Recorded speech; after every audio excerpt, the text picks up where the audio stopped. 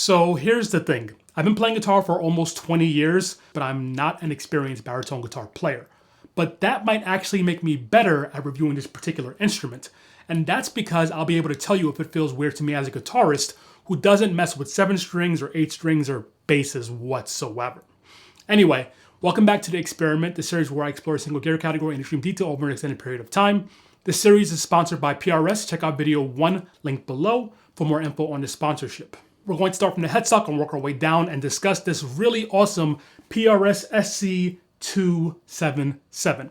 So you're going to notice throughout this video that my playing is probably even worse than usual.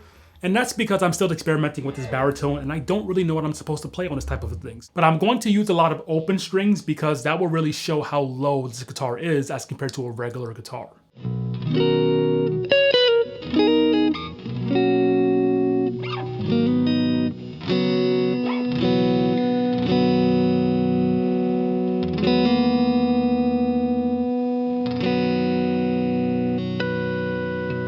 If you're interested in this guitar or any of the other SE guitars that I'm reviewing, check out the Sweetwater SE Experiment list linked below. And starting from the headstock, the first thing that I want to mention is that I'm happy that PRS actually pays attention to the types of tuners they're using for these particular guitars.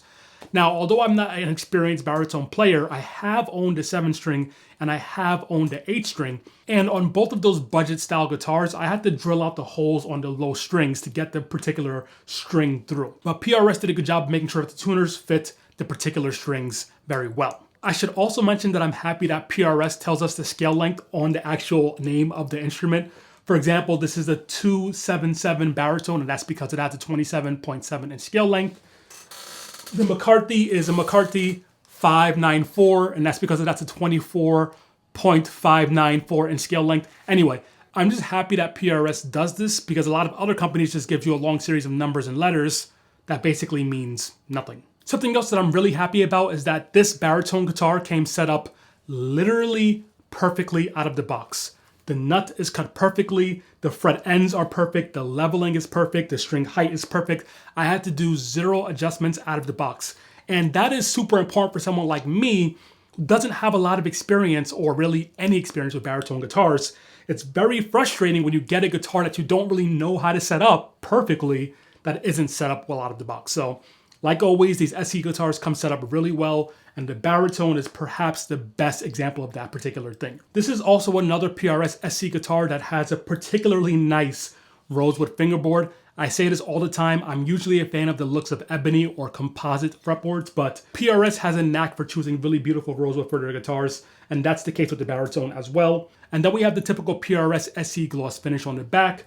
And again, this is not a gloss that gets particularly sticky, so you shouldn't have any issues with it. At least I haven't had any with them whatsoever. But now let's talk about the thing that you're probably most worried about if you've never played a baritone guitar and you're coming from any other style of guitar. So let's talk about the scale length of this guitar, what it means for tuning, and how it actually feels in the hand. First, a little backstory. Like I said, I have tried other guitars in the past, and I owned 2 different versions of the Fender Bass 6 style guitar.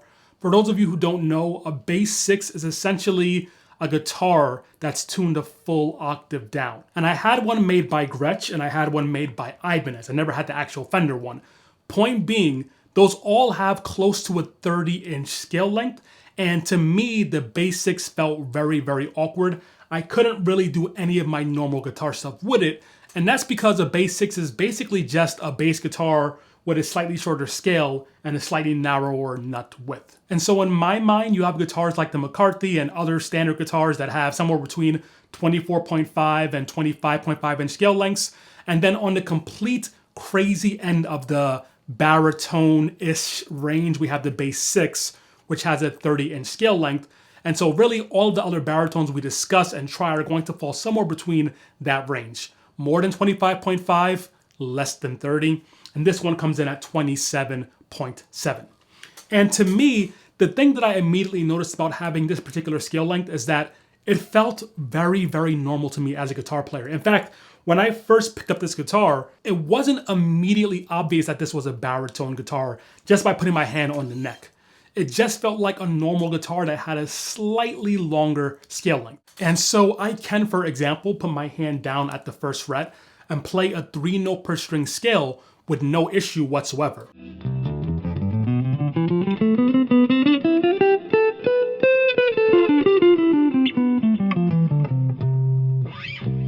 Now granted, this is a much bigger stretch than it usually will be on a standard guitar, but it doesn't feel unbearable whatsoever to me. And once I get above the 5th fret or around the 5th fret, everything else just feels really, really comfortable. In fact, playing above the 12th fret feels actually more comfortable. Now, of course, no baritone is going to feel exactly like a normal guitar, but this one to me feels very, very similar, and I'm happy about that. Now, of course, since the bass strings, the E, A, and D strings, since they are much larger to accommodate the lower tuning, you're not going to be able to play the same exact things you would play on a normal guitar depending on what your style is, so you have to keep that in mind. But again, the stretch isn't causing me any issue whatsoever. As I've been playing all these other PRS guitars, coming to the baritone has just felt very normal. The frets feel pretty much the same, the neck shape feels very similar if not the same, and the scale length is only slightly longer. So again, if you like this feel of a PRS guitar and you switch to this particular baritone, you shouldn't have a crazy steep learning curve to get used to this. And I know I say this in every single video, but I still get comments in every single video about this stuff. If you have any questions about the straps that I use, or the fretboard spray, or the footstools, all the gear that I use is also linked below in my Sweetwater list. And of course, if you're buying anything on Sweetwater, use my affiliate link below to help support the channel with no additional cost to you. I'd really appreciate that. Although people don't usually associate playing baritone guitars with playing things in the higher registers, the high fret access on this guitar and the comfort in the upper frets is actually much better for me personally than a regular guitar. I can actually fit my fingers in all the frets all the way up to the last fret. So when you add the slightly wider frets along with the PRS cutaway, upper fret access on this guitar is absolutely phenomenal. And again, as I experiment more with this baritone journey, I think I'm going to be playing a lot of things up here, when usually on a normal guitar, I kind of stop at around fret 15 to 17. So I really like that about this particular baritone design. In fact, the comfort of the upper frets on this guitar has got me thinking that maybe someone should create a guitar with a scale length that's like, I don't know, 26 inches or 26.25 inches, because I think that would make the upper frets so much more comfortable, but the lower frets still wouldn't be so far apart that you couldn't play them. So I don't know. If you're a luthier, maybe you should make a 26.25 inch standard guitar tuned to E, or maybe if you think that's a really dumb idea, explain to me in the comments below why that would never work. Now, of course, everyone is going to be drawn to playing a baritone guitar for their own reasons, but for me, I always like the idea of a baritone because I like really aggressive music like metal, metalcore, deathcore, so on and so forth. And a lot of those genres use 7-string guitars, 8-string guitars, and 6-string guitars tuned differently. For me personally, I never was able to get comfortable playing a 7-string guitar, and definitely not an 8-string guitar. And I don't like changing my tuning on my standard 6-string guitar because I also do a lot of improvisation. And when you change tunings as an improvising guitarist, it can be a bit tricky to understand where your scales and different chord voicings are. Anyway, I like the fact that with the baritone guitar, I can keep the same tuning. Now, I am tuned down to, of course, tuned down to a B on the low E string, but in terms of the relation between the different strings, it's the same thing as a standard tuning. So all of my same chord voicings and scale shapes, they all work exactly the same, they're just lower.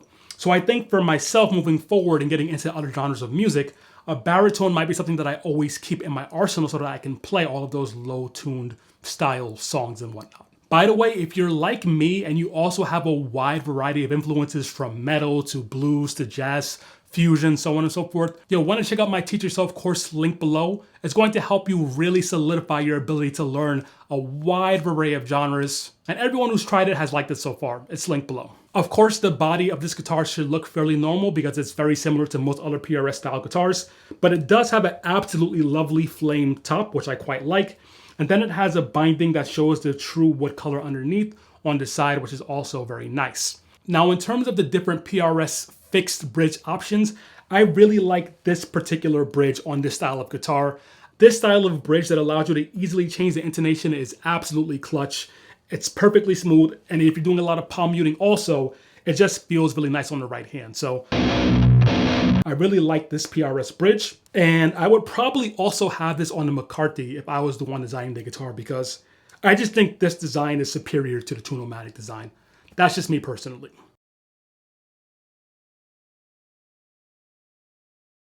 And guys, like I said, I'm not a baritone expert. I'm still learning about this particular style of instrument. So if you have any tips in terms of tones or tuning or just other baritone things to consider like scale length, please let me know in the comments below so that I can learn more about this particular design. Now, I know a lot of people get annoyed at me when I do my tone demos because I very rarely tell you my exact rig or how I'm getting my tone. I apologize. I usually don't tell you because I often just forget.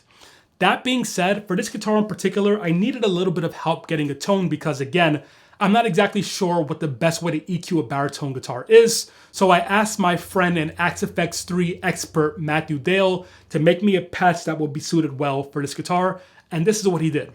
Hey Andre, good to see you again, and thanks for having me back on your channel. Let's dive back into the Axe-Fx and dial in some epic, clean, and edge of breakup tones for a baritone or an extended range guitar. Now, when I think about excellent clean tones and excellent edge of breakup tones, two amplifiers come to mind for me. So I am going to use two amplifiers in this preset, and the first one is going to be the ODS Clean. I love this amplifier. It sounds great, clean and with pedals. And let's also dial in the Morgan AC20. This is my go-to edge of breakup tone. For the ODS, for something that's really nice and clean, twin reverb cabinets sound really good. So I'm going to do the Dynacabs, the twins, and then of course for the AC20, there is a dynamic Dynacab for our AC20. A really great pedal to add to either of these amplifiers would be my preferred clean boost, which is the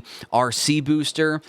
In exotic effects speak, this stands for really clean, and it is a really, really clean, very transparent boost. And the next thing, to make sure that we have a little more of a studio quality and consistent level from our amplifiers, I am going to use a compressor after the drive amp and cab. Now, keeping with the theme of a studio chain, the next thing that I like to do, especially for live use, is to add a parametric EQ. And with a baritone guitar or an extended range guitar, we're gonna wanna pay extra attention to the low end. I would typically block frequencies around 80 to 100 on a regular guitar, but because the baritone or an extended range guitar is producing so much more low end, I'm actually gonna be a little bit more aggressive here. So let's change the slope to 24 decibels per octave, and let's start this at around 130 or so, and we'll dial that into taste. The next thing that I would like to do is do another blocking EQ type over on our fifth frequency. We'll adjust that slope again, and right around 6K is a really good starting point for dialing in loud guitar tones at a venue. If you want some more great tips and tricks for your Axe-Fx or your other fractal unit, then you should stay tuned for my upcoming course, Fractal Fundamentals. You can learn more by going to my website, MatthewDale.com. But until then, if you want to dial in some great tones really fast, then you should check out my blocks library. Just go to MatthewDale.com/blocks. Now, I didn't want to say this earlier in the video and distract you, but if my voice sounds a little bit weird, it's because I just came back from the dentist and I'm just now getting feeling back in this side of my face. So if you appreciate the fact that I am making sure that you get this video on time, no matter what it takes, give this video a like to help support the channel. Now, since I don't know a lot about baritone guitars, I also don't know a lot about baritone style pickups. I can just say that these humbucking pickups sound good. If you like PRS pickups, then they should sound normal to you. And then we also have a push-pull feature to split the coils. And I've actually been using the split coil sounds on this a lot more than I use on other guitars. I'm not sure exactly why, but the low tuning on this guitar just happens to sound a bit more clean and more clear with the split coils on this instrument, so I'm glad it has that particular feature.